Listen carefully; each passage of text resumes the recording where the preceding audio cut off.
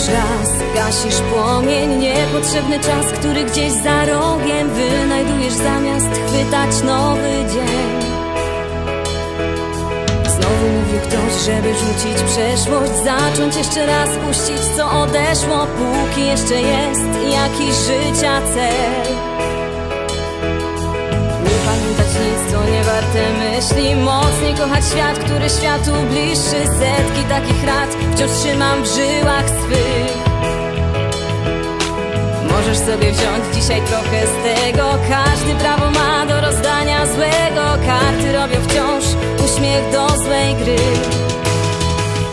Setki dobrych rad, setki dobrych rad zbierałam i zbieram wciąż. Setki szarych dni, setki nocy złych poznałam już. Ciągle szukać gdzieś źródła życia, kochać ponad kres, bez ukrycia, mówiąc czego chcę, czego wciąż mi brak.